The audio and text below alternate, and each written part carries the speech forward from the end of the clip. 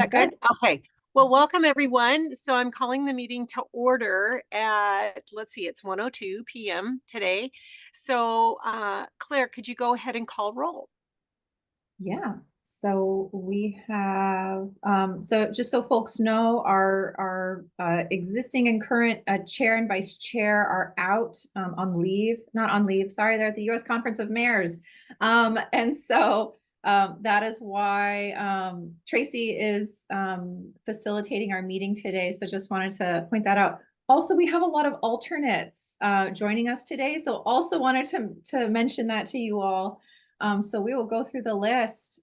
Nancy Backus, she is out.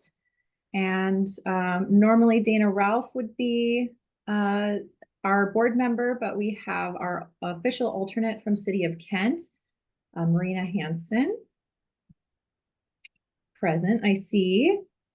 Here. Thank you. City of Burien, Colleen Brandt Schluter. Here. And City of Covington, Christina Soltis, and I do believe she is still out. So is Deborah Hartstock here? No, all right, not here today. And City of Des Moines, Tracy Buxton. Here. City of Federal Way, Brian Davis. Here. City of Maple Valley. So usually we have Sean Kelly joining us, but we have Maple Valley's alternate, Victoria Schroff. Here. Thank you. City of Normandy Park, Eric Zimmerman. I don't think he's joined yet. All right. And then City of Renton, Ryan McIrvin. I did speak with him earlier, so I think he'll pop in a little late. And then City of Tukwila. So if you recall, we had Council President Delastrinos Johnson here with us previously, and now the official rep is Thomas McLeod. He is also at the U.S. Conference of Mayors, and we are joined today by Tukwila's alternate, Dennis Martinez. Here. Hello.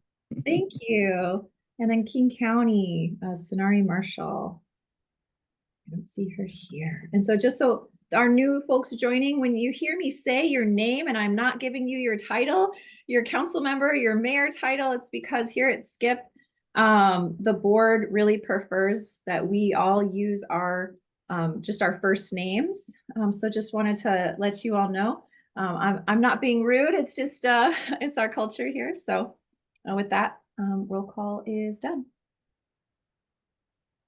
Well, good job. So a couple of you still look like SKIP panelists. So if you'll just take a little perusal of your photo there and click on that upper right corner and you can even just put in your first name.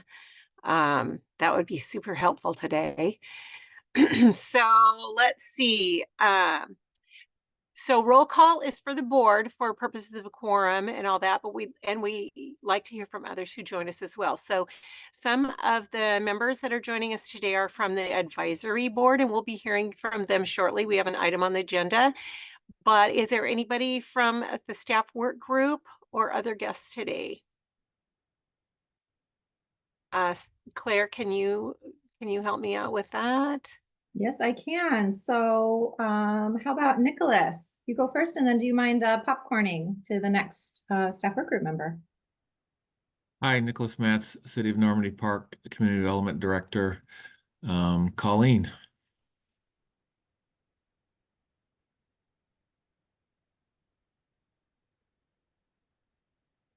I think Colleen is actually on the board as a rep from Burien.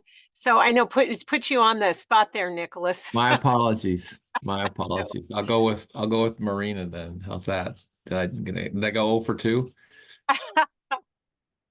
Normally, I would introduce myself as a SKIP staff work group member. I am sitting in for Mayor Ralph today, and apologies. I have a terrible head cold, but I am here. I am 0 for 2. Dorsal. That's fair. I gotta go with dorsal. So hello, Dorsal Plancy, his pronouns, SKIP program coordinator, and I'll pass to Laurel, has she gone? Nope, thank you. I'm Laurel Humphrey, Legislative Analyst for the City of Tukwila. Thank you. And we'll do Daphne. Daphne Hernandez, Associate Planner for the City of Covington. How about Matt? Hey, everybody, Matt Torpy, Community Development Manager, City of Maple Valley. And I think I might be the last one from the work group. We've got Angie. Oh, okay. I'm the newest one. Angie Mathias, City of Renton. I am the Long Range Planning Manager for the city. Thank you. And that's Great. it. Is that it then? Thanks, Claire. Appreciate that. So the next item on the agenda is public comment. Do we have anybody that has signed up for public comment? If so, I'll read my script here, but I don't have anyone signed up. and did anyone submit written public comment? No, they did not. All right, great. Next item is the approval of the November 17th, 2023 minutes. And so the motion is to approve the November 17th, 2023 SKIP Executive Board meeting minutes. Do I have a motion?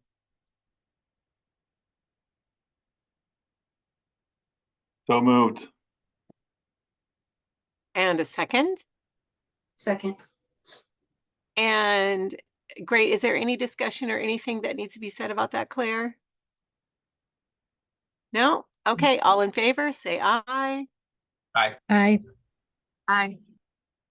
Opposed? Abstain? Great. Motion passes. Approval of the November 17th minutes.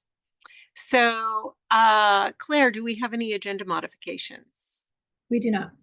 Okay, great. So the next item of business is appointing members to the SKIP Advisory Board and their introduction. So I think this is kind of an exciting item. The SKIP Advisory Board fulfills the essential role of supporting the work of the Executive Board by advising on a variety of topics, including the annual work plan and providing funding recommendation on the use of funds for the Housing Capital Fund. In 2023, the need was identified to recruit new members to the advisory board to fill vacant positions. A team of executive and advisory board members interviewed 11 applicants and have prepared a slate of 6 candidates for our consideration today. I'll call on Claire, our executive manager, to present the item and then ask for a motion. Go ahead, Claire. Thank you. So, and just for the record, I want to acknowledge that Sunari Marshall, representing King County, did join the meeting, as did Councilmember Ryan McGurlin from City of Renton. So thank you all. So this is an exciting day. So you may recall in June, we presented a plan to you to recruit members to the SKIP Advisory Board and solicited the names of individuals that you are interested in us reaching out to and connecting with. So since June, Dorsal Plants, our SKIP program coordinator, has been actively engaged in a recruitment effort to identify potential candidates and communicated with over 40 individuals. So we received 13 applications to fill 6 vacancies, and 11 interviews were conducted in December. So the interview panel consisted of SKIP's Executive Board Chair and Vice Chair, that's Mayor Backus and Mayor Ralph, SKIP Executive Board Member Brian Davis, an Advisory Board Member, Dr. Linda Smith, who participated in our first round of interviews, and then Advisory Board Member Meju Qureshi, who participated in the second and third interviews. So by way of background, the SKIP interlocal agreement requires us to establish a 12 to 15 community member advisory board appointed by the executive board. The role of the advisory board is to provide advice and recommendations to the executive board on land and/or resource allocation for affordable housing projects, input on policy needs related to housing stability, program design and development, recommendations for emergency shelter and other immediate affordable housing needs, and to provide public education and community outreach services. So the ILA requires that members appointed to the advisory board must know and understand affordable housing, be committed to furthering affordable housing in South King County, and represent diverse community perspectives. Appointments last 4 years and service is limited to 2 consecutive terms. So the 2 major bodies of work we currently seek feedback and recommendations on by the advisory board are during the work plan development process and the Housing Capital Fund recommendations. So I'm excited to present the 6 candidates for your consideration to appoint to the advisory board today. So first is Hamdi Abdul. Hamdi Abdul is a resident of Kent and would represent African Community Housing and Development. Hamdi brings her experience leading this nonprofit housing developer and has deep experience working with the African diaspora, immigrant, and refugee community. Second is Maria Arns. Maria is a resident of Kent and would not be representing an organization. Maria brings her passion for addressing the challenges of affordable housing and her background as a person who experienced homelessness, which is a key perspective for our advisory board. Third is Kent Hay. Kent is a resident of Auburn and would not be representing an organization.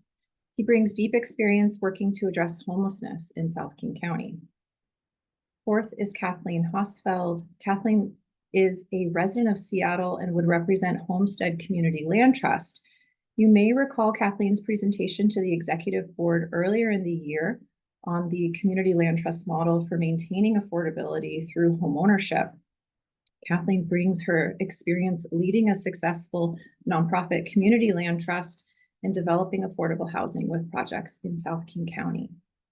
Fifth is Olga Lindbaum. Olga is a resident of Federal Way and would represent Open Doors for Multicultural Families. Olga brings her experience supporting families with an intellectual and/or development disability or IDD through a social service organization. And sixth is Rumi Takahashi. Rumi is a resident of Seattle and would represent SMR Architects. SMR Architects design, preserve, and advocates for affordable housing, and they have projects in South King County as well. So Rumi brings her passion for affordable housing development and perspective as an architect of affordable housing. All candidates identified experience working with low-income households, BIPOC community members, immigrant and refugee populations, people experiencing homelessness or housing insecurity, veterans, aging adults and seniors, and youth. Most candidates identified experience working with LGBTQ+ communities, people living with disabilities and or behavioral health needs, people with a criminal history, and multi-generational households. So today you're being asked to consider the appointment for these candidates to the SKHHP Advisory Board for a term of 4 years. Thank you. That concludes my presentation. I'd be happy to take any questions you may have. Are there any questions?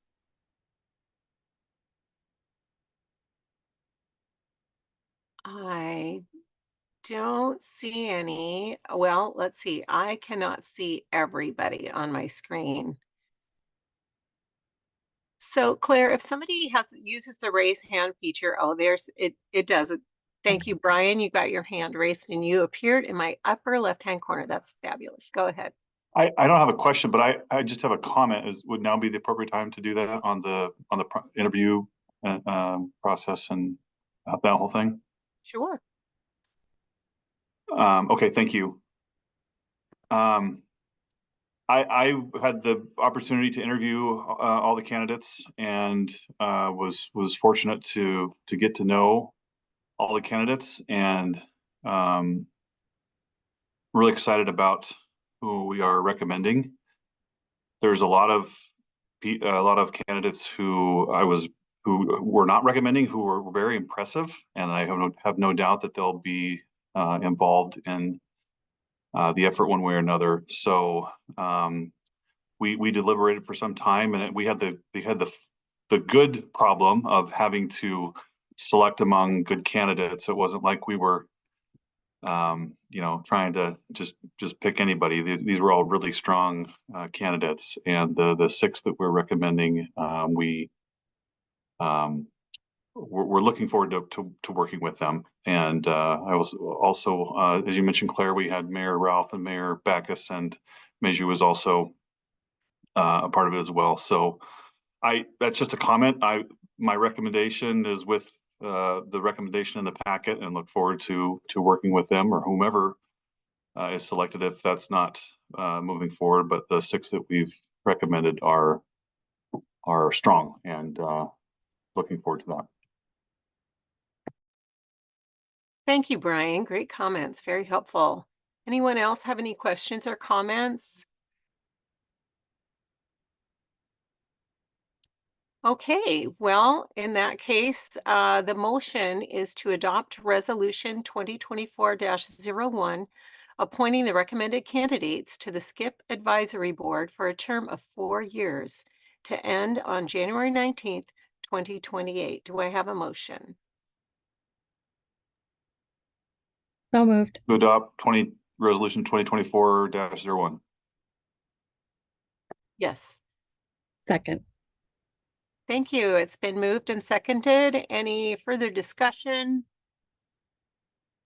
All in favor, say aye. Aye. Opposed? Abstain? Great. It looks like we have some new advisory board members.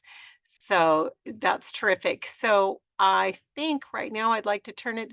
Now, Claire, when it says here about introducing the advisory board members, are they all here today? So, Or you're yeah, so, and I can take it from here. okay, go for it.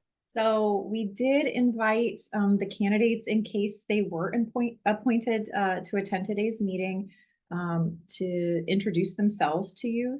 We also invited current members of the advisory board to attend today so that you have the opportunity to get reacquainted with the advisory board.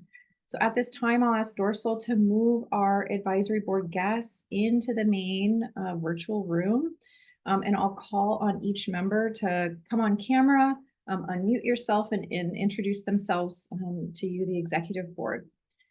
So we have allotted about 1 minute per person. So advisory board members, feel free to use your time to tell us about yourself and your interest in serving on the advisory board. If you are a current member, maybe tell us how long you've been on the advisory board.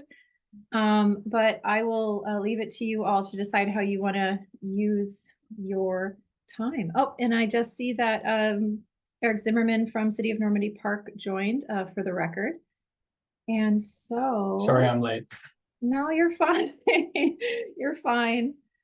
And so with that, I'm going to start with Hamdi Abdul. Hamdi, do you mind introducing yourself? And welcome and congratulations. You're on mute. Thank you very much, Claire. And I am so excited to join this advisory board. I work with my community in SeaTac.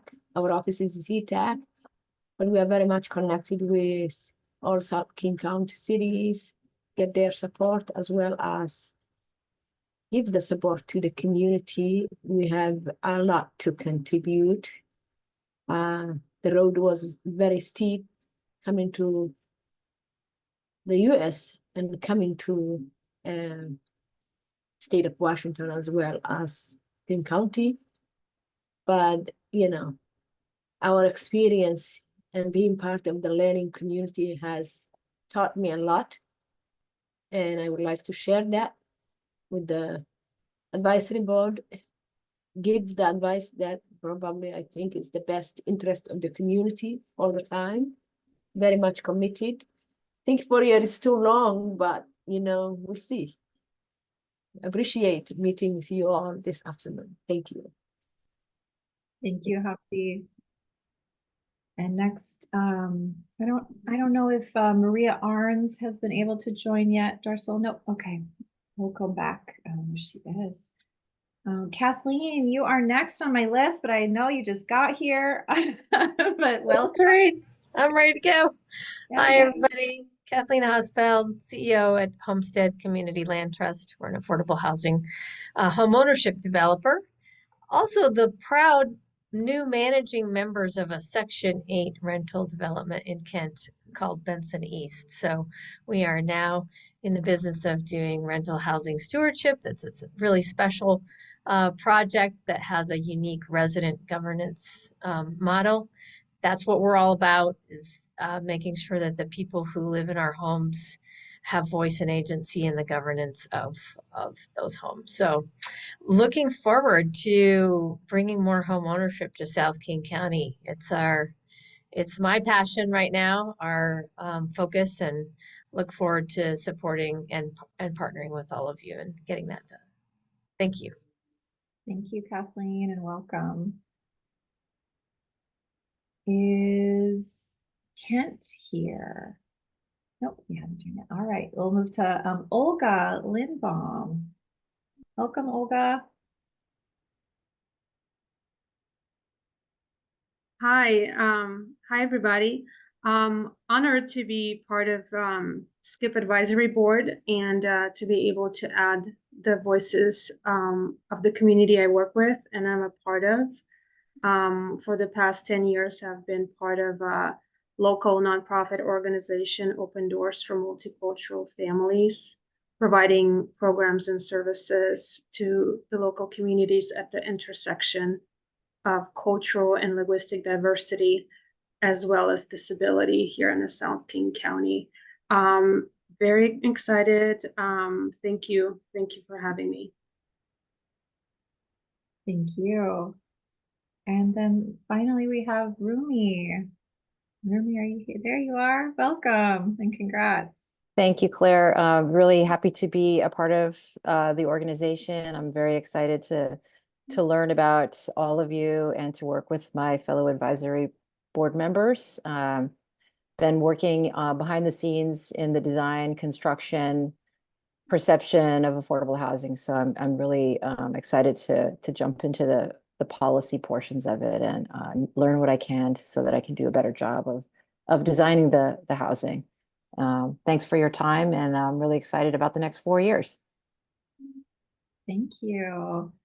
And so we had the opportunity to hear from 4 of our 6 new appointed candidates. So very happy about that. And then we do have several current advisory board members that were able to make it. So would love to hear from our more senior board members. So we'll start with Tina. Would you mind introducing yourself? Yeah, I'm glad you didn't say old. Hi, everybody. My name is Tina Narin. I use she, her pronouns. I work with Verity Credit Union, and I am their chief lending officer there.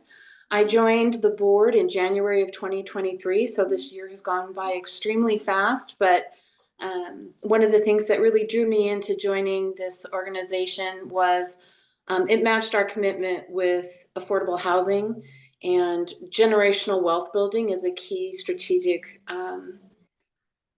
initiative at our credit union. And this is just one way that we can work with other partners and communities to make sure that there's somebody there to speak and to make sure that we have equitable programs out there. So thank you. Thanks, Tina. And Uche, are you here? Hey.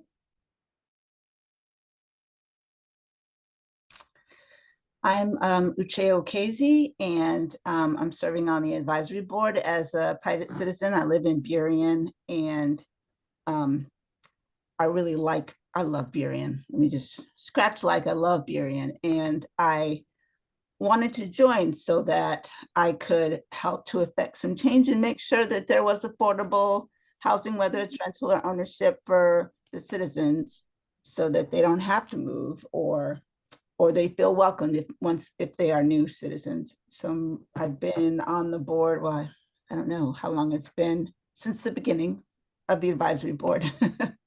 And I really, I enjoy the work that we do. I'm really proud of what we've done so far in terms of, being able to award projects with our through the capital fund. And so I'm just really good to see all of you, meet all of you. This is my, well, actually, I served as an advisory board rep on a few of the executive board meetings, but it's good to see you all again.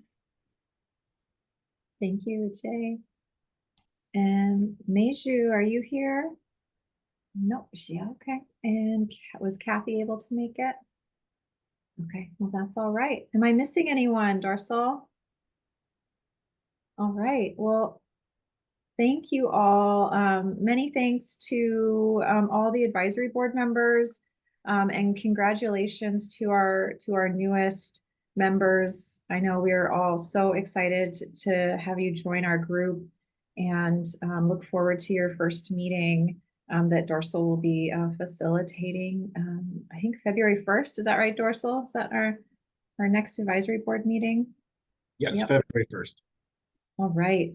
So we will see you then, and feel free to continue in our meeting if you're interested, but also no pressure to stay. But with that, thank you all. I so appreciate your time. And for the executive board, you know, this is really, we wanted to just reacquaint you with the advisory board and put some faces to those names that you do see on paper when you're getting those recommendations on the Housing Capital Fund. You're like, who are these folks that are advising us? So I just thought this was a good opportunity at the first meeting of the year to take the time and to have us all get reacquainted. So thank you all so much. Tracy, I think we're ready for our next item. Well, I wanted to offer my thanks as well, and that I'm impressed with the quality of candidates. All of you stepped up to the plate to volunteer your time and pour back into the community. And I'm also just impressed with your choices of careers. It means that your heart is really wanting to serve these populations, indirectly, directly. So thank you for your work, both in your careers and this volunteer time. I feel privileged to have you aboard. So thank you very much. So thanks, Claire. And so I guess we'll move on to the next item. Oh, I love that floating heart. Thank you. We'll move on to briefings. So the first item I'm kind of excited to hear more about. It's an introduction to tax increment financing, a great tool that can be used. So we'll be hearing an introduction from Morgan Shook from Eco Northwest on tax increment financing, or TIF as it's called. Often this was a topic that many of us expressed interest in learning more about. So we're happy to welcome Morgan to our group, and I'll call on Claire to go ahead and introduce. Thank you. And I apologize for my camera here. Not sure what's going on, but I'm going to just keep trying to make my face appear. Thanks. Thank you. So at our June 2023 executive board meeting on long-term funding strategies for the Housing Capital Fund, the executive board identified tax increment financing, or TIF, as Tracy mentioned, as a topic of interest to learn more about. So you confirmed your continued interest to learn more at our last meeting in November. And subsequently, we identified one of the key subject matter experts on TIF in Washington State. So that subject matter expert is Morgan Shook, a partner senior policy advisor at Eco Northwest. And Morgan has graciously offered to present to us today. After Morgan's presentation, I will ask Brian Davis from the City of Federal Way to discuss his perspective of TIF, since Federal Way is actively working with the tool to redevelop a key area of the city. So Morgan has deep expertise in economic, market, and financial analytics that he brings to bear in business, enterprise, and policy settings. Morgan regularly works for a range of government, business, and nonprofit clients, providing analysis that highlight opportunities, consequences, and trade-offs of decisions affecting land and infrastructure. So thank you for joining us today, and welcome, Morgan. The floor is yours. Thank you very much for that kind introduction, Claire. Appreciate it and happy to be chatting with everyone today. I think I probably have done many projects, both for and within most of the member organization of SKIP. So happy to be here. So I'll just say my expertise here is twofold. So on the housing side, but also on the infrastructure side. On the housing side, I do a lot of work on land development specifically, and we do a lot of it for affordable housing developers, as well as for a lot of governments, particularly transit agencies that are in Washington, Oregon, and California that are doing land disposals, part of light rail or other transit expansion pieces. And I think, as everybody knows here, a lot of that effort has been focused on equitable development, trying to steer those land dispositions towards building deeply affordable housing, as well as other community benefits. And so I come at this from a sort of very housing perspective. My history also, when I first started doing kind of policy analysis, was actually working with a lot of cities during the aughts when the state offered a state sales tax credit to annex all the big urban areas within the Central Puget Sound. And as part of that, became very adept at local area taxation issues, both within Washington, but also keenly aware of the sort of fiscal challenges that all cities face. And so working with, obviously, budget directors, finance directors, councils, in navigating those kind of fiscal issues provides a lot of background here. And since then, I've been deeply involved with all forms of tax increment finance in the state of Washington. So just a quick sort of roadmap for today. I really just want to talk a little bit about the law, talk about, I would say, mostly the procedural technical aspects, give you some sense on the revenue side so you can have an understanding of how to think about that. But then to talk about some more of the technical sort of trade-off issues around how the law is designed, how it's applied in a practical perspective, and then what it means for a jurisdiction. But then also to fold in directly thinking about the issues around affordable housing that are specific to the legislation, and how cities might want to be thinking about that as they move forward with their tax increment finance planning, because many are. So just a quick overview. So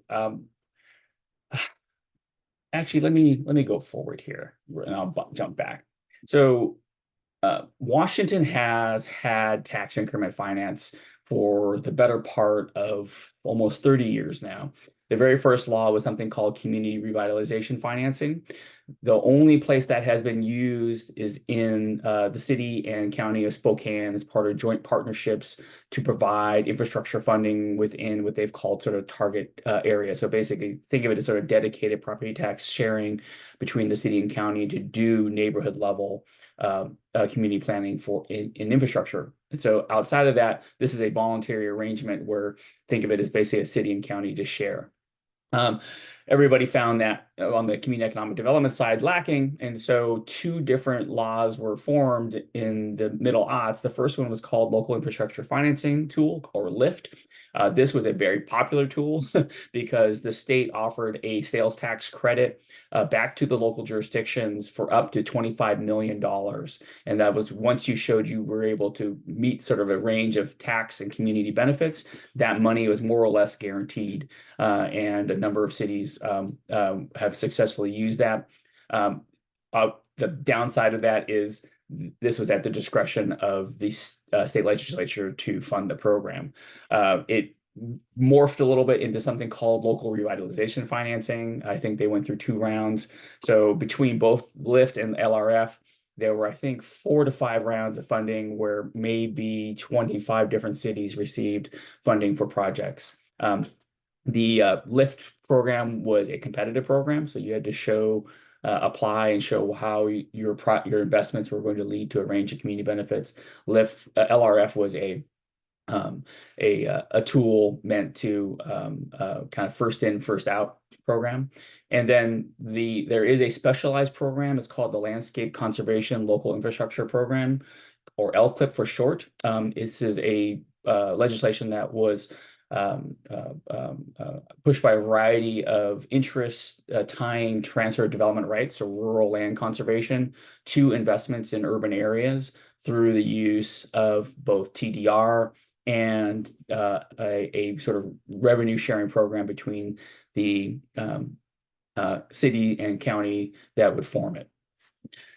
So I would say in the intervening years, and so the last LCLIP was formed in 2011. In the intervening years, many coalitions of AWC, WIDA, which is the Association of Washington Cities and the Washington Economic Development Association, and others, right, have lobbied state legislature to provide some type of specialized infrastructure funding tool. And most of that effort has been was not successful. And I think partly because of the situation in 2011 with COVID and the economic situation, to surprise of many, I would say, including myself, who've been part of those coalitions, the state passed tax increment finance. And it wasn't I will call it a watered down or light version of tax increment finance. It was a fairly robust tool, given the sort of challenges that we have within our state legislation around that, and we'll get into that. So TIF, the law that was passed in 2021 is an economic development tool. It is only available to cities, counties, and ports. In essence, it allows them to capture increased property tax revenue stemming from some type of private development that is related to an upfront investment in infrastructure that helps catalyze that development. We can talk a little bit about what that means. It is, I would say, conceptually designed to be a really limited tool. So it's not meant to work across broad districts. It is really meant to sort of be targeted to a development or a series of developments that all need a certain type of infrastructure investment. And the basis of the law is also what I think we'll call for shorthand, must be rooted in what's called a but-for argument. The development would not happen or would not happen as in timeliness, would not happen in scale, would not happen in quality, or would not happen along community sort of desires without that investment. So it's not simply, I think, a yes, no. Does the project happen, yes or no? It's some other sort of thing that can slide along a continuum of different kind of criteria that you would say, well, it just doesn't happen to our expectation or to our desires without the investment. So I'm going to talk about I'll use some short term. There's a tax increment area. I'll call it a TIA, or you'll see it referenced as a TIA. That just simply means you have to specify an area of which the incremental values are going to be calculated upon. So or people call it your TIF district in other terms. There's a base value. That's the taxable value of properties within your TIA at the time that you create it, using the current tax year or the certified values for that current year's tax year. The increment value is basically any change, positive change above that base value in any given year that increment is being measured. So think of it as in what's my increment value in the first year, second year, third year, or fourth year of the tax increment finance project. And then I'll also talk about the public improvement. So this is the things that are funded by the investments in TIF. There is a provision that they just must be owned by a local government. And so people always ask, well, could a public development authority own it? Could WashDOT own it? And there are some provisions in there. Could we share ownership? So the law is very is clear that it's around local government ownership. Okay.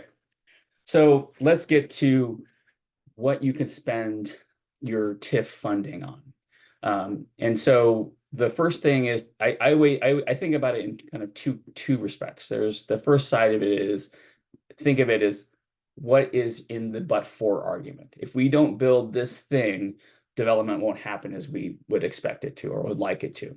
And so those projects can be both within the TIA or they can be outside the TIA, but they are very specific. They are, much what you would expect to be kind of infrastructure projects. So street and road construction, water, sewer, sidewalks, parking, dock terminals, park and ride facilities, transit facilities, community parks, and recreational facilities are all there. Stormwater, electric broadband service, and mitigation of brownfield. So they're all they sort of, I would call the traditional list of kind of what we think of as infrastructure. So inside and outside, so think of it as this way. Say you had a TIF area designed around a set of properties, and you needed to actually improve an intersection that was, maybe half a mile down in order to kind of get that, to have the kind of mobility to that site. So that's kind of the way they think about some of these inside or outside, or if you needed to sort of improve a sewer, like a lift station or something like that, that might be several miles away. But you're able to still tie the nexus. But so the infrastructure doesn't proximately always have to be within your area, but you have to have it fit within this but-for argument. Okay. Then, so the second color of expenditures is really things you can spend TIF dollars on that don't necessarily fit within that but-for argument. And this is where the affordable housing comes in. So the purchasing, rehabilitating, retrofitting for energy efficiency, and the construction of housing for the purpose of creating or preserving long-term affordable housing. That's not an and statement. You don't have to like retrofit for energy efficiency for only affordable. You can do either the retrofit or the affordable housing pieces. And the same thing fits within childcare facilities that serve youth that are low income, homeless, or in foster care. I'll skip that middle one. You can do historic preservation. You can also use it to relocate government facilities if necessary. But the other addition here that's somewhat different than past TIF pieces, it also provides you to spend money on maintenance security. So this has broadly been interpreted as like public safety expenses and or kind of business improvement area projects that typically look at like safe and clean activities. So that's a good way to think about sort of the two different buckets of expenditures within tax increment finance. Okay, so what do you need to do to sort of create one? So the TIF is created when you designate an area through an ordinance and identify the public improvements that are going to be financed that. There is a threshold because you have to have this work within the assessment and tax calculation cycle. So ordinance must be adopted by June 1 in order to create it for the following tax year. So for example, if cities that are trying to meet or jurisdictions that are trying to meet this year's June 1 threshold, so they would use base certified assessed values within their area for 2024, for this year, 2024's tax year, which means they're using 2023 certified values. And then next year, they'll be able to calculate the increment because we have a lag between assessments and when taxes come and when taxes are paid and when they're distributed to jurisdictions. Most of the jurisdictions won't see actual money in hand until probably late 2026 or late 2025, early 2026 because of that lag. So just something to keep in mind. This is a feature of just how we do our property tax in the state of Washington. The other important condition here to keep in mind is once you create your ordinance and specify the public improvements, you cannot and your boundary, you cannot change your boundary and you cannot change your project. So you have to be very clear to say, what are you spending the money on up front? And so many cities have, both at the sort of district level to make sure that they're pulling in the projects that are likely to be redeveloped within the area given the investments, but they're also taking very expansive views of the kinds of infrastructure projects that they would use to fund for TIF projects. And so in terms of the funding, all the projects don't have to be 100% funded by TIF. So if you had grants or other developer mitigation, those are all qualified pieces. It's just like where those TIF dollars, where are they going to go? They have to be specified in the ordinance. Okay, so outside of the ordinance, there are some procedural pieces that also go with this. You have to hold at least 2 public briefings, and they have to be solely for the purpose of the tax increment project, and you provide the sort of the relevant information. We can get into that here in a little bit. And outside of that, the other key piece here is you have to submit something to the Office of the State Treasurer called a project analysis. for review and comment. So the treasurer has about 90 days from the time they receive it to issue a letter and comments back to the jurisdiction based on that analysis. There's no sort of need to sort of response to require that any sort of response to those pieces, but that letter has to be submitted, be available publicly for review. So what's in the project analysis? So the Office of the Treasurer is looking for obviously your boundaries, the duration. So when do you plan on creating it? How long do you plan on keeping it in place? You have to have some description of what kind of private development is going to happen. So what are the projects that are that you're trying to help catalyze with these investments? And they also want a scenario as if you kind of think of it as a do nothing scenario, like what would you expect to happen if these investments didn't happen, and do some comparison between the assessed values there.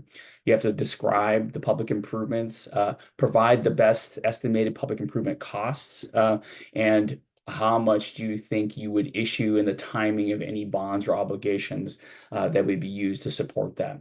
In terms of the costs, our experience thus far is the jurisdictions in places, some of them have, because they have projects they've been thinking about, some of them have 30% design and cost information on an infrastructure project. Others simply just have planning level estimates, using unit costs to provide some understanding of what they think that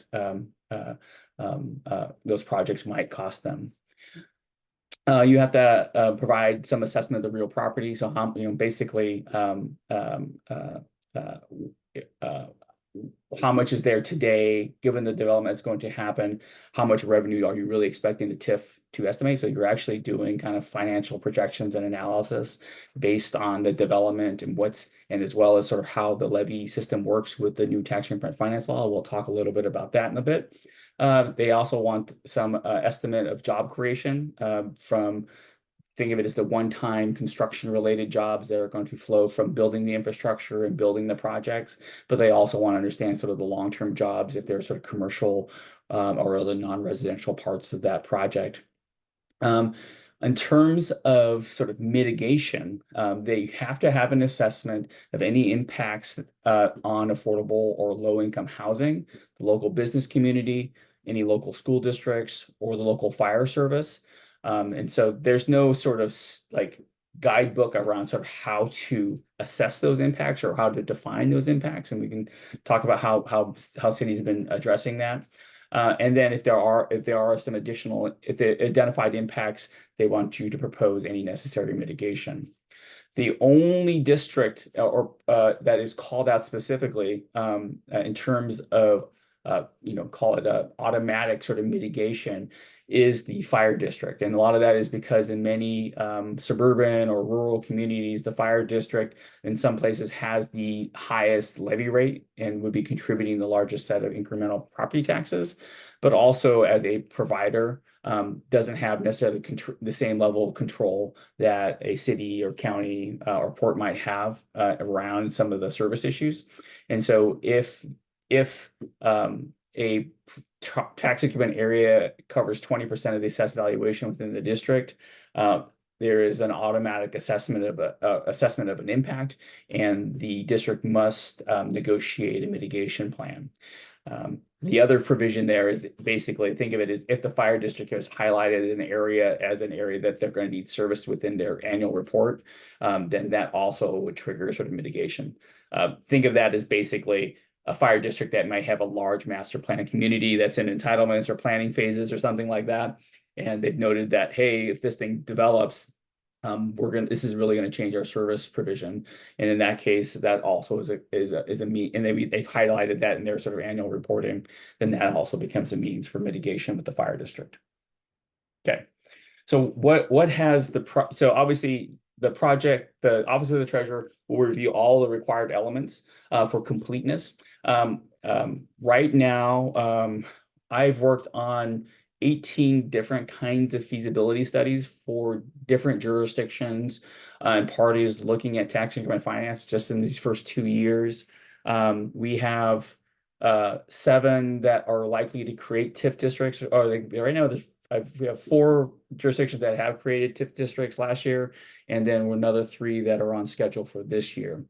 And so thus far, our experience with the treasurer is they are very keenly looking at financial risk, and that's not surprising because it's the office of the treasurer and paying attention to credit worthiness. And so what they're most interested in is making sure that you've done your math and saying, oh, well, what kind of development, what kind of revenue, but they also want to see that you've done some scenario or testing looking at downside risk. What if things don't happen as fast? What if they don't happen at all? What happens if you issue debt and there isn't revenue to come in? Do you have reserves or other strategies to make up any sort of downfalls?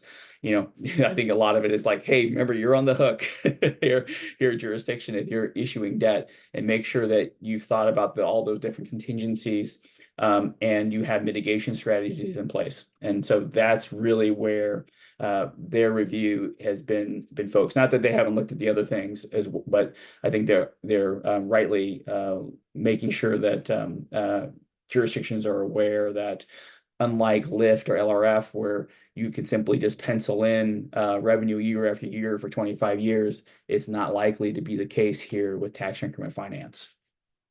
Okay, so the law has some very interesting, I'll call it opportunity cost element to it for any jurisdiction. So the first thing is they can have no more than 2 active increment areas per sponsoring jurisdiction at any time. No TIAs can ever overlap. So you can't, like a city, county, and port couldn't just stack 3 on top of each other, right? And say like, hey, this development is happening, let's do this, because you can't double count the money coming off of the projects, obviously. And across those 2, when you create your TIF district, they can't be more than the lesser of 200 million or 20% of the assessed valuation of the sponsoring jurisdiction. So if you were a very small city or small district, then you're probably looking at maybe that 20%, perhaps, and that's a pretty small area, right? But for almost every other city and county in the state of Washington, it's going to be the 200 million. And that provision is because I think the sponsors really wanted it to be targeted to projects. And a lot of that has to do because if you know something about the project, when it's going to happen, right, you probably have a little more certainty around what revenues are going to come off of that. To the extent that these districts start getting bigger, right, and you have many projects that might happen, like in a big master plan community resort, you introduce a lot more uncertainty. And so what makes it for a great TIA, right, or increment area? All cities are looking for areas that have low valuation. So think of it as vacant, underutilized property that they can that currently isn't valued very much, so that they can make the area as big as possible while staying under that 200 million valuation. And they want to make sure that development is going to be happening soon, because once you start you create your district, you started that 25-year clock. And what you're trying to do is, in every given year, you want to maximize the value that is coming off that district. So if you create a district today and your development projects don't happen for 5 years, right? You've really lost 5 years of cash flow. And because of the compounding nature of TIF, most of the revenue is really sort of backloaded in the back years. Because you keep getting to build the increment, not just from the stuff that gets built, but as the properties just revalue from the economy sort of rising. At least that's the idea. Also, many of them, right, are also trying to find, call it basically, keep their risk low by saying, well, what are really the projects we need? Like many jurisdictions, there's a lot more needs than there are revenue. And so nobody's really been able to find, I would say, thus far, find it kind of like, oh, we only need a $2 million sort of road or some pipes or something like that. Like the list of needs to serve a lot of these infrastructure areas is quite large. And so they're always in this sort of challenge of understanding, well, what's going to be the outlay, our risk, for the jurisdiction in building infrastructure, or at least owning and paying for that infrastructure, relative to kind of what we think the projects are going to be built that are going to build the increment going forward. And then it's not really kind of a set it and forget it kind of arrangement, just because, there's uncertainty, what happens if, even though if the project's going to happen, it gets delayed a year, right? For one reason or another, or the assessor missed, because of the construction assessment timing, like it's happening, but the assessment happens early, so it doesn't capture all that stuff that might have happened in that year. I mean, those are kinds of real sort of practical things that jurisdictions are going to have to be paying attention to. Okay, so let's just talk about sort of what's base and what's increment. We can come back to this. I think it's very simple the way they designed it. The base is, you draw your boundary, you add up all the value of that taxable value of that property in that first year. That's your base, and that continues to be your base value going forward for the 25 years that you might want to run the project. And then what's your increment? Well, the increment is simply a non-negative number. So you can never have a negative sort of increment value. And it's simply that in that year, what is the valuation within the district minus your base, and that's your increment value.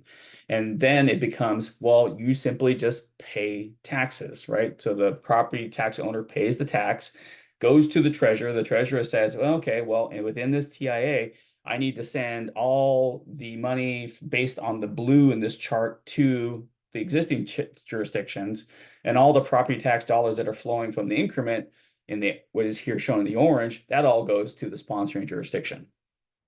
Okay, so how does it work? Is it all property taxes or just some property taxes? So the law is very clear. It affects what in Washington we call regular property tax levy. So regular is very funny because it just means it's regular. It's subject to constitutional provision. So, and most of that happens to be the 1% limit factor that regulates how fast levies can grow for the regular levies, as well as any aggregate rate limit for junior and senior taxing jurisdictions. That really hasn't come into place because of the effect of the 1% limit factor over time. So what does it really mean in terms of who's in out? It almost means basically all levies are in except the state schools are out. Any excess levies, so when jurisdictions may choose to vote to pay for capital projects or specific purposes, right? They are in excess of the regular levy. Those levies don't count. And also local schools for the most part, because a lot of them function as regular levies, and also their enrichment levies have changed after the McCleary decision in terms of how local schools are funding.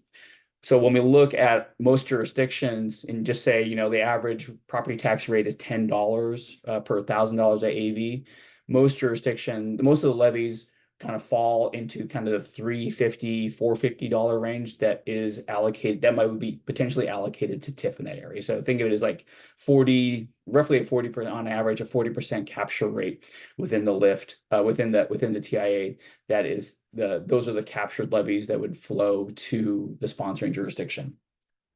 Okay. So this is just a quick example for a project, just looking in Shoreline. So right now, the 2023 tax rate was $9.68. The levies that would be eligible for TIF summed to about $346, so about a 30% levy capture rate. And so you can see, right, within that sort of $9.68 of total property tax rate, when you decompose that across all the different kinds of levies, we can see kind of, well, who's just exempt within from the state property tax? What are the excess levies or other levies that are going to be exempt? And then what's really available for TIF allocation? This also includes levy lid lifts. Some of them are time limited, and some of them tend to get renewed, particularly at the county level, on some regular basis, depending on the where voters are. And so when you do your analysis, you have to understand that some of these things may be available for a few years. Some of them may get re-upped at higher rates. A good example of that would be the Conservation Futures Levy in King County, right? That doubled its funding over the next 9 years to fund a variety of different conservation projects. But those are just some of the practical things on the levy side that one has to take in consideration of. Okay, so you can only spend the TIF dollars on the public improvements that you've outlined in your ordinance. You can only run for 25 years. Any bonds that you issue count against your debt capacity. There's no state backup. And then any additional revenue. So basically, to the extent that you retired those bonds early, you know, or because money came in a little faster, you don't get to sort of keep any excess dollars. Like, you know, once you've paid off the things for the projects that you've said you were going to fund, then that money needs to be returned to the participating taxing districts on their levy rate schedule. And there's some provision here that, you know, local governments can be responsible for reimbursing the county assessor. I haven't heard that for the projects leased in King County that have gone through that there's been any ask yet on that side of it. Most of the vendor software that the assessors use have experience with tax increment finance, and my understanding, at least most of the states, they've been able, most of the assessors have been able to implement the software needed to kind of do the measurement and the tax reporting. I think some of the folks on the levy side aren't so happy because now this complicates sort of the levy calculation process. But that's a different issue that I want to talk about now, because I think this has been a source of confusion, and there's some certain legislation right now at the state that is would allow junior taxing districts to opt out of tax increment finance, and obviously that would really lessen the revenue potential of this. And I think it has to do with this fundamental misunderstanding of what's happening within taxing jurisdictions. I don't think this has been well understood by many folks, just because our property tax system, frankly, is really weird. We do it very differently than pretty much everywhere else in the state of, in the United States, because we have this budget-based piece. And I think the simple way to understand it here is that many jurisdictions interpret TIF as a way that they lose revenue. Like, this is money they would have received anyway. And particularly if you're a junior taxing district where you rely solely on the property tax, you're like, well, this really hurts our ability to deliver services. And I think at the face, that is really easy to understand, because you remember that chart, like, well, I get to keep this money in the blue, but the stuff on everything that grows above that, right, that's orange money that goes away. I still have to serve those people and those businesses that are living there that are in those new developments, but I don't get the same revenue. And so what that doesn't really sort of understand at that district level, that money is going out, but the state law had a provision that they sort of colloquially called do no harm. And so what the state law did, it changes the way district levies are computed.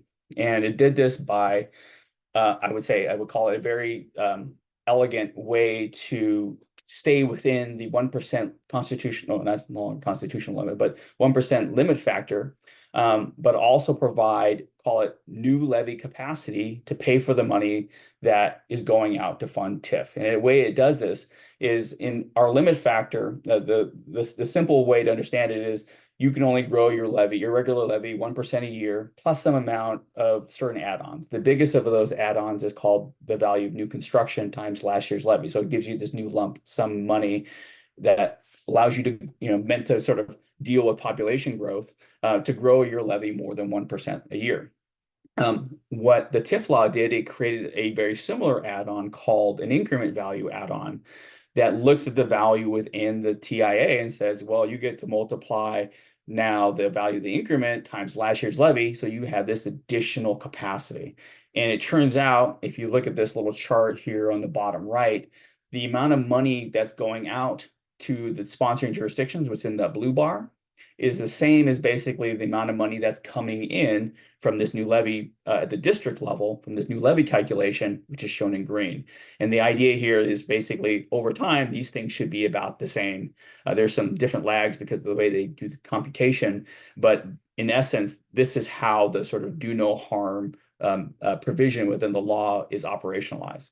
You lose money going out at the TIF level, but you get new money coming in at the district level, meant to keep those keep every one of those regular levies whole. All right. So how much money is really here when we think about it? And so here's just a very simple example for something I did for the city of Shoreline. They had this project called the Alexan, 300 units of multifamily. The assessed value on the site was about 5.2 million. They're assuming sort of development happening in 2025, 2026. So let's just say they created a district around just that property, and they collected revenues coming off of it. So over that 25 years, they'd be, if you just kind of took a present value at that about 4.5%, it's roughly about $5.5 million. From a nominal basis, there's about $11.2 million. And if you were to take that $11 million and say, well, could we structure some debt and issue it today to go build infrastructure or pay for other things like affordable housing or childcare, how much money is that? It's about $7 million. And that's just one project, right? And so the TIF analyses that we've been doing, none of them have looked at a single project. Almost all of them, I wouldn't call them districts because a lot of them are smaller, but they're looking at multiple development sites. Probably the biggest one is a project that we've done in the city of Pasco. It's over 500 acres.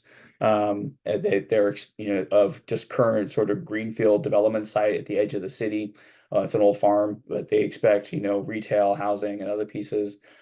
We've completed a one for the city of Kirkland around their station area plan at Northeast 85th and 405, where, they're expecting both large commercial, office, residential investments in that project. Our range of estimates based on we have multiple projects, so there's some uncertainty, but based on sort of their best understanding of the project that would happen, anywhere from $50 to $80 million would be available in terms of just present value to bond against if projects developed as they would expect. So you can see here, the bigger you get in terms of development, there's more revenue, but typically that also means multiple projects over time, so it becomes also a little more uncertain. And that uncertainty really kind of flows into how dollars show up. So this is an example of a project that is being submitted to the state treasurer right now for the city of Moses Lake. They have a large redevelopment area just north of I-90 at the edge of town to do housing, commercial development, and with a single sort of developer property owner. And it's going to need roads and utilities. And so the city is contemplating issuing around $10 million in debt. So what you see there in the sort of debt service, that's about $800,000 a year if they're issuing a 20-year bond. The developer, based on sort of their understanding of kind of the feasibility and what they're building out, has a development program. And so that's going to take time to ramp up. Not all of it just happens in the first year. So there are multiple phases. And what you see is even under a situation where you think it's going to happen, there's enough money, there are these sort of shortfall years where you have debt service that is in excess of the amount of TIF revenues are coming in. So this is what the state office of the treasurer really wants to understand is, well, what's your plan for dealing with different varieties of this, whether it's small, large, or medium? Do you have capital reserves that you could cover from? Would you borrow from your utility funds? Would you simply just not issue the debt or smaller amounts of debt if the permits don't come in the way that you would think? So it wants jurisdictions to think carefully about the nature of this problem, because if you looked right at the bottom there, once the project is built out and you get a lot of the sort of compounding nature of that growth against the levy rates, you get some pretty large dollars in those back years. So for affordable housing, so the law, let me just kind of pivot here really quick, is clear, right, that you have to understand sort of impacts. And it has been understood that we're not looking at sort of impacts necessarily broadly, like, well, is affordability going up or down if we do this project within an area? Is very proximate, right? Is there an existing affordable or low income project that has to be demolished, moved, right, in order to accommodate this project? And what's your mitigation strategy for those residents and recouping those units? I think is the most direct way that this provision in the law has been said. Thus far, most of these projects have all been in fairly urban areas that are commercial, or they've been in kind of greenfield sites. And so none of them has sort of triggered from an assessment any impacts to affordable low-income housing, just because there really hasn't been any existing facilities within the TIA or even adjacent to the TIA where one might be able to sort of look at near term and likely sort of impacts to those places. And so the only place where some of the jurisdictions have been starting to think about is sort of plans and policies, right? And this is really has to kind of go back to sort of what's their overall plan for delivering low income and affordable housing within these areas. And should they be thinking about using TIF dollars to help fund either land acquisition or pre-development activities or even vertical sort of, you know, gap funding dollars to help support those. Nobody has done that, but there are many cities that, particularly those that have been exploring it, that I've been working with, have been thinking about that. Like, well, we have this, like, for example, we have this district, it's near a transit station, you know, our plans and policies all call for investments in affordable housing. Like, there's nothing there today, but we've got this project. TIF is going to spill out dollars. What's our strategy for incorporating, if it needed infrastructure investments, but also affordable housing investments, how can we kind of get upstream of that? I would say the first phase, the first group of most of the projects that we've been working on have really been looking at kind of just the core infrastructure, because a lot of it's just like building a lot of new communities. And I would say probably in this next phase, the clients we're working on are all really thinking about sort of the affordable housing piece.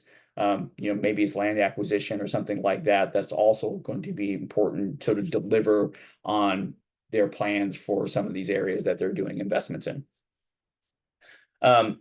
So here, right, what can you spend the dollars on? We talked a little bit about sort of the exclusivity between energy efficiency, but the conversation thus far, some folks have been thinking about preservation. So some of the areas they're, well, if we do this, we're worried about potentially displacement effects. There are some naturally occurring affordable housing and like some older apartment buildings. Could we use some of the dollars to acquire those properties? Could we do kind of land banking? Nobody, the dollars, right, that you've been seeing here aren't so large that they can be exclusively probably used for vertical construction wholly, but potentially some of those dollars might be available to help support in smaller sort of gap financing arrangements. Okay. So if I kind of had to step back and say, what have been sort of the key tension points or the key issues? So I think the first one, right, and I listed top 3 issues, but there's 4, but I'm going to add another one that's 5. I think in this next wave of clients we've been working at, which are really probably looking more at bigger downtown or suburban infill areas, right? I think a lot of the ones we've been working on have been kind of either port projects or they've been big greenfield sites where it's the really obvious kind of TIF, at least like how it's been used historically. But I think as a lot of the jurisdictions have been thinking about sort of like infill sites, support for TOD and equitable development, I think housing has been this tension point between the need for infrastructure, right? How do we fund that infrastructure, but also how can we sort of balance it that we want to spend money on other things outside of just sort of supporting that, and it's been a big tension piece. The other one has been opportunity cost. There are some very kind of no-brainer, I'll call them TIF areas, right? Think of them as sort of like the low value area in terms of like assessed value, but low valuation areas relative to what development capacity may happen and the market feasibility for that, right? Those are kind of like yes, we should use TIF for those areas. Some communities don't have that, so just really obvious use of TIF for project areas. So they're really trying to say like, well, we only get 2 of these, if I'm the city of Covington, I get 2, but I'm the city of Seattle, I only get 2, right? And you're under the same, the constraints around the 200 million threshold are going to hit those jurisdictions a little differently. So, and so I've worked with a couple cities where they would say, hey, we've got 20 ideas for TIF. Let's evaluate our best option, right? How do we kind of rank around certainty, revenue, infrastructure needs, housing, or other kinds of criteria, right? They've been trying to do some of that rank order to understand like, well, where should we use this powerful economic development tool? I would say the next 2, 3, and 4 on this are really all the same, this really related to the same issue, because I think everybody wants to get big. Everybody wants to think about multiple projects. But that also means that you introduce a lot more uncertainty into both your investments. What are you paying for, when, and how much money is really coming out of TIF relative to other ways that you're going to have to cover, your obligations in that spending. And that's been, I think of it as an optimization question, but it's also really kind of a financial management, fiscal sustainability question for the jurisdictions that are undertaking them, because it's just, I would call it the nature of the nature of the beast, right? With this version of tax increment financing, it's not going to be like set it today and then we'll forget about it. I mean, that is probably the best of best case scenarios. But my sense is most of those jurisdictions will be managing, and thus far will be managing it year after year to understand sort of when are we doing it, how much, what do we have the right mitigation strategy, financial mitigation strategies in place, because they don't want using TIF, right, to undercut their own fiscal sustainability as well as the broader impacts on existing taxpayers. So that's the end of my slides. I can stop sharing. Claire, I can take questions now, or we can hold them after Manager Davis speaks, either way. Yeah, I think it'd be great to go and invite Brian to talk a little bit about his experience, and then we can take questions for both of them, for both you and he. Brian, so would love to hear from you. I know Federal Way has been using this tool for some development, so I thought this would be a good opportunity for folks to hear from Morgan. This is a lot of information. It's pretty complex, but what does that look like from the city's perspective? And how have you found it? Thanks, and thanks, Morgan, for the presentation. So we're in the process of hoping to use it. There's some things that we're working through right now. Morgan touched on the impact to the fire district is usually the one that takes most of it, and so that's whom we are negotiating with right now on mitigation. Tax increment financing is a long game, and fire districts, at least with their boards and their budgets, tend to look, in the moment, and they don't want to lose out on money that could be theirs, even if it's for a few years. And so the benefits are long term. So if everyone plays the long game, then TIF is a undeniable tool to use in a community. Before being at Federal Way, I was in Oregon. I used TIF in the communities that I worked in, and it was it revitalized and it started some developments that otherwise wouldn't have happened. The before tests that Morgan was talking about, they would not have happened if it weren't for our investment from TIF. And to this day, I can look back at those developments and say that was because we implemented this tool. So with Federal Way, we're in process right now. And we've had some great discussions with our fire district. We are working through a mitigation plan. What we're hoping to use it for is to redevelop a portion of our downtown area along the 320th corridor, just northwest of the transit center in Federal Way. City owns some property that it's redeveloping, and from that, basically that point down to the mall, roughly, and then over to Pack Highway as an area that we're looking to redevelop with more mixed use, more housing units, and especially as light rail comes into Federal Way, we're going to see a lot more opportunity for mixed use development in the downtown area. So we want to take advantage of that opportunity and invest in infrastructure that would then spur development, and that's what we're hoping to do in a nutshell. Things that we're monitoring, the legislature is talking about some modifications to the laws such that districts would have to opt in. So that's, in my mind, that's a de facto killing of TIF, because no district out of the goodness of their heart is going to opt in to a TIF plan. So again, it's a long game, and a lot of times elected officials don't like to look at the long game. They want to look at what they can deliver within their election cycle. Apologies to my elected friends. I know not everyone is like that, so I don't want to imply that everyone is like that. But that's a common perspective that they have sometimes. And so to say, yeah, we're going to forego revenue so that our future residents can benefit from that is sometimes a hard decision to make. And so that's what we're working through right now with our fire district friends, and hopefully we'll get there before the legislature potentially changes something. So anyway, that's where we're at.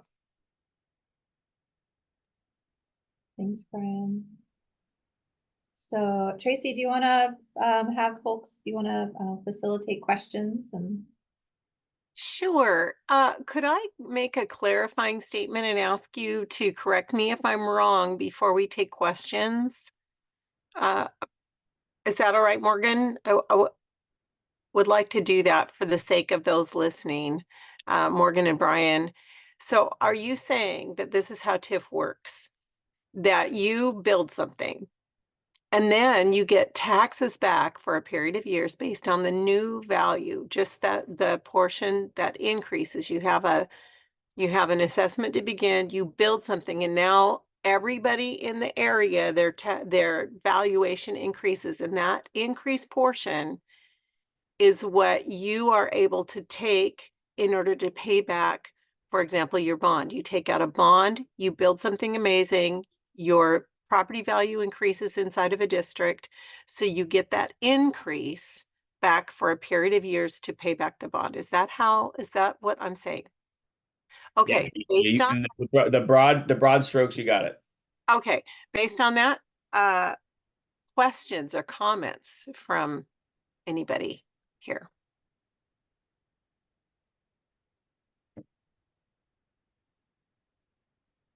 Okay. Oh, go ahead, Victoria. Looks like you raised your hand. Thank you. I really appreciated the presentation and all of the information. It's clarified a lot, but also brought up more questions. Are we going to have access to those slides so we can study them later as well? yes, so they should be in the calendar invite. Okay. In the agenda packet. Okay, I must have missed them. Thank you very much. This is great. Thank you. Any other questions? I'm looking for either hands or even just a wave in your window here. Okay, fantastic. I do have a couple more clarifying questions then. When you were giving the presentation, were you saying that there is an opportunity to bond against the projected value that you think you're going to get, not just what you have right now, and that's where the risk is? Yeah, that's yes, that's correct. So, all right. So there is an option. It's not. It doesn't say you can't do pay as you go.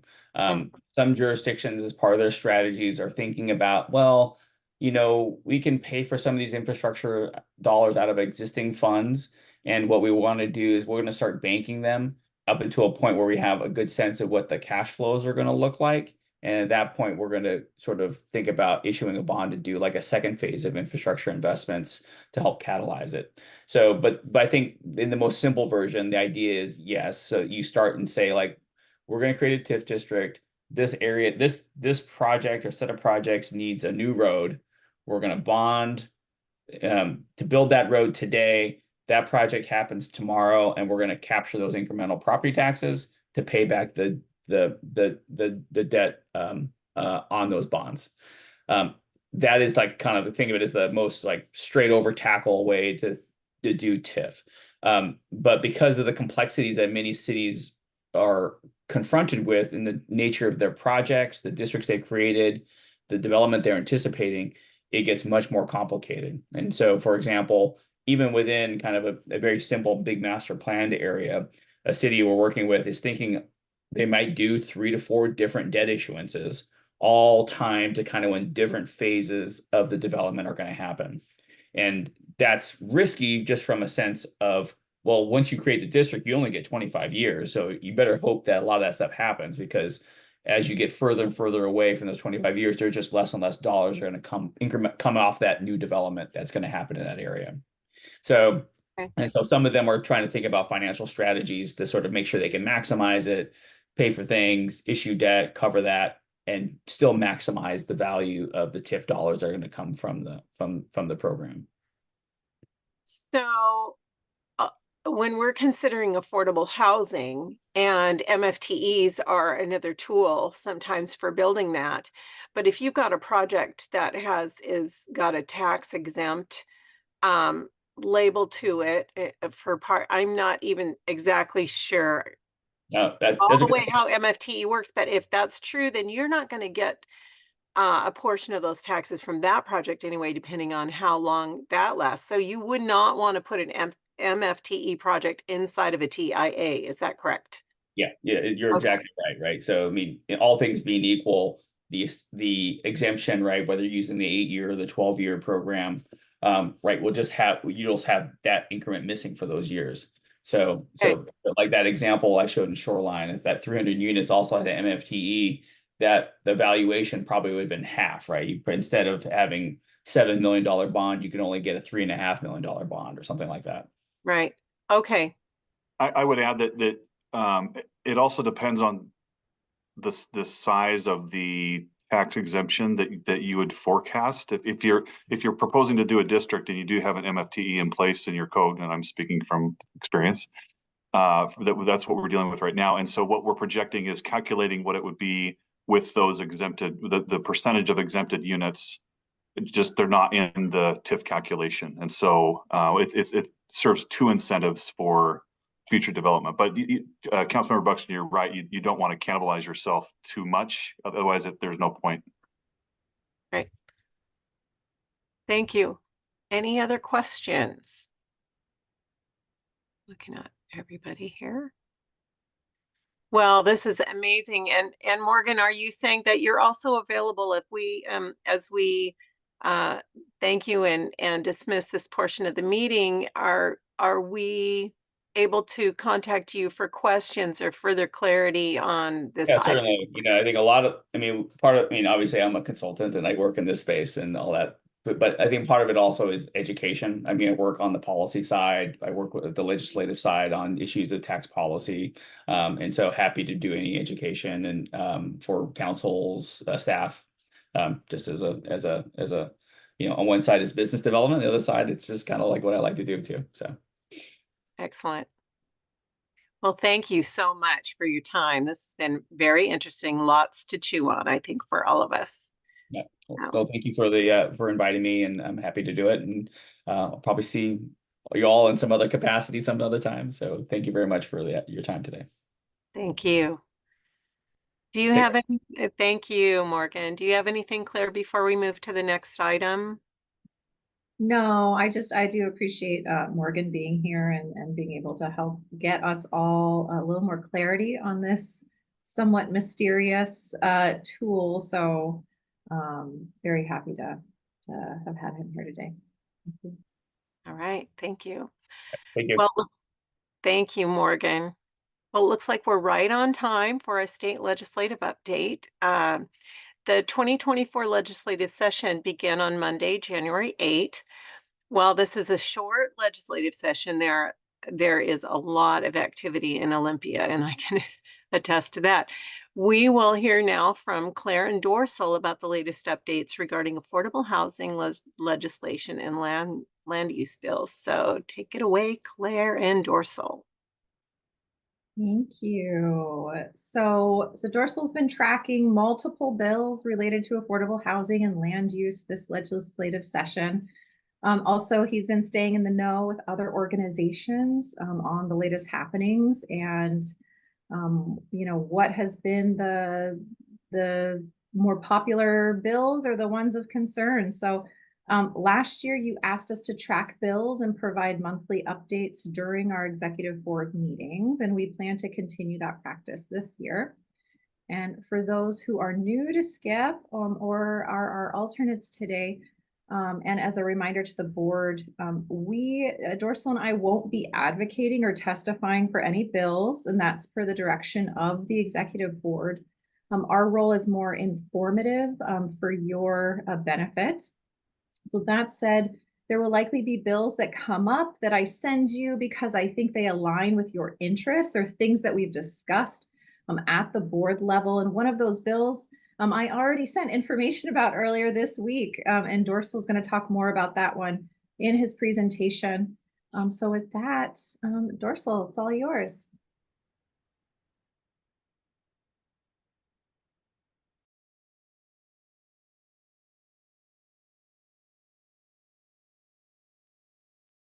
Oh, you had it good just a second ago.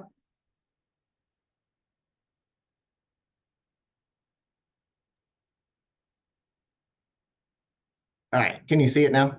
Yes, looks good. Good afternoon. My name is Dorsal Plants, and I'm the SKIP Program Coordinator. We are 2 weeks into this year's short session, and there's already been an intense flurry of activity. Our purpose today will be to provide a high-level overview of a few of the housing and land use bills that tie into SKIP's legislative priority, where it's seen a lot of attention in the last 2 weeks. Just as a reminder that the SKIP 2024 legislative priority is a focus on the need to fund all aspects of affordable housing. This includes homeownership for moderate income households and below, preservation of naturally occurring affordable housing or NOAH, land acquisition to secure permanent affordability, permanent supportive housing, infrastructure around affordable housing developments, and workforce housing. Here's the legislative session timeline. The next key date is January 31st, which is the policy committee cutoff. This is when policy bills need to be voted and approved out of committee to continue in the session.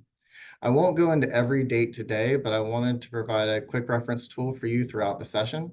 March 7th will be the final day of session. So here are just some brief highlights from the governor's proposed 2024 budget for housing and homelessness. The budget right now includes $100 million for rapid capital acquisition fund and $4.5 million to support housing for those with intellectual and developmental disabilities. Additionally, there's $10 million to backfill document recording fees, $7.5 million for landlord mitigation and tenant preservation, $2.5 million for an emergency housing fund for cities, counties, and nonprofits to support people needing emergency housing assistance. And not listed on these two slides is an additional $10 million proposed for the right-of-way initiative and another $10 million for an encampments resolution program. Moving over to the legislative branch, there are several bills related to funding housing this year. One bill I wanted to highlight was Senate Bill 6173. Senate Bill 6173 was in its first public hearing today, and it is now scheduled for an executive session on January 24th. The bill would add language which would enable substitute House Bill 1406 funds to be used to support the development of affordable homeownership opportunities up to 80% AMI. I wanted to highlight this bill because I know both the desire to support homeownership and discussion about modifying funding to support homeownership has been mentioned a couple times here at the executive board. House Bill 1892 would create the Workforce Housing Accelerator Revolving Loan Fund Program within the Department of Commerce, and it would direct the Department of Commerce to contract with the Washington State Housing Finance Commission to administer the revolving loan. The fund would be drawn from the general fund, and as of this time, at the time of this presentation, there isn't a funding amount that has been decided. There is, however, a current limit of $20 million per county per year to ensure geographic equity. Similar to last year, we have a transit-oriented development bill. House Bill 2160 and Senate Bill 6024 have had some changes both when introduced and since session began. The bill defines station areas as being within a half-mile walking radius of light rail, commuter rail, streetcars, and within a quarter-mile walking radius of bus rapid transit. Within station areas, cities would be prohibited from imposing a maximum density in terms of homes per acre and from imposing parking requirements except those dedicated exclusively for individuals with disabilities. While there's a lot in these bills, one item I wanted to call out is the requirement for the Department of Transportation to designate a liaison as a point of contact for local governments and project proponents regarding land use decisions and processing development permit applications. I've heard from some sources that the TOD bills are some of the primary focus for housing advocates this session. Senate Bill 5961 and House Bill 2114 have seen a lot of attention in the legislature and in the media. Both bills are commonly being referred to as rent stabilization. They both seek to limit rent increases for most tenants to 5% per year, but it does exempt tenancies and homes built within the past 10 years or those operated by a public development authority, housing authority, or a nonprofit organization where maximum rents are already restricted. It will also require 6 months notice for rent increases of 3% or more. Additionally, it will ensure that fees count as rent for the purposes of calculating an increase and limit move-in fees to the equivalent of 1 month's rent or less. It will also limit late fees to $10. Just here for your reference is a list of some of the bills we will continue to track throughout the session. Each bill in the slide deck is hyperlinked so that you can easily see up-to-date status information for each of the bills, or you could read the bill yourself at your own convenience. Here are just a few more of the bills that are tied to funding affordable housing this year. And of course, there's a lot of activity around housing and land use.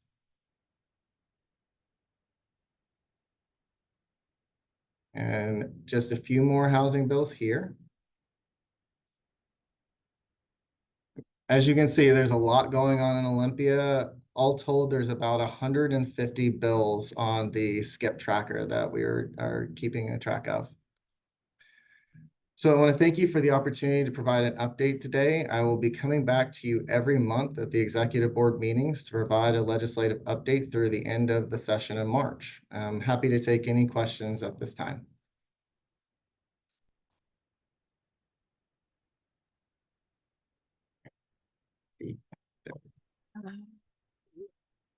Any questions? I'm not seeing any hands.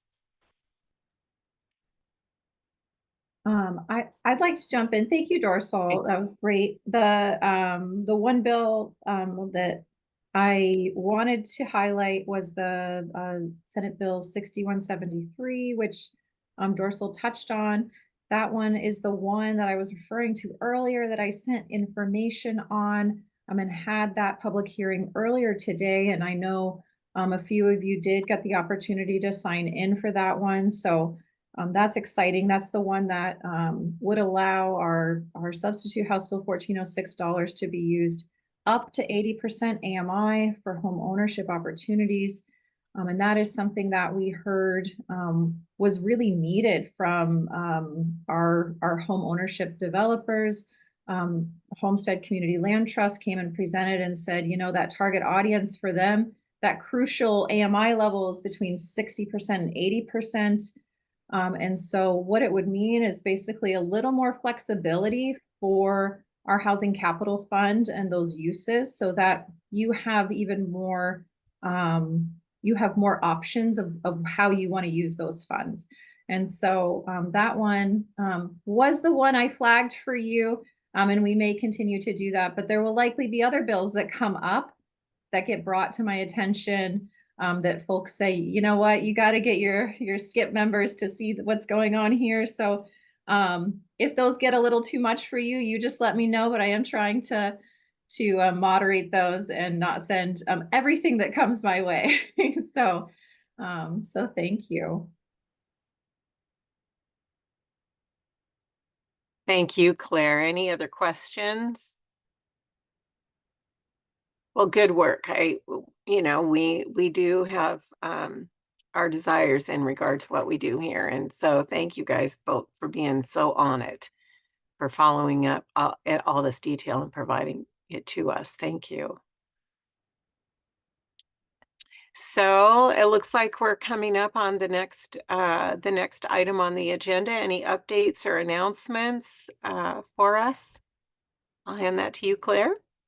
I do. I have a handful for you. So wanted to talk about the chair and vice chair nominations. So typically we hold those appointments and elections at the first meeting of the year, which would be today, but our current chair and vice chair are not present today. And they're currently also the only nominations I've received for this year's chair and vice chair. So we'll be doing that at the next meeting. But that said, if anyone is interested in, nominating someone else or throwing in your name, please let me know. The sooner the better. I'd say the latest would be next week, Friday. So I do appreciate that. And then regarding upcoming meetings, so the city of SeaTac, I think we've talked a little bit about their interest and their discussion about becoming a member of SKIP. So they will be taking their final consideration of this topic next week on January 23rd. And if they choose to join SKIP, we'll be welcoming them next meeting and adopting a resolution that formally incorporates them. So I'm very excited about this prospect, and hopefully we'll have good news at our next meeting for you. Regarding some presentations from developers. So based on the feedback I received from the executive board on the idea of inviting our South King County developers to come and present to the executive board. This will start next month, and we've invited the Multi-Service Center to come and present about their work to you. And this, as a reminder, is the organization that you recommended funding a rehabilitation and preservation project for in Des Moines. Regarding our 2025 work plan development, I know it's coming up. So next meeting, there will likely be a survey for you to complete on the 2025 work plan in anticipation of our in-person March meeting. And then for the Housing Capital Fund,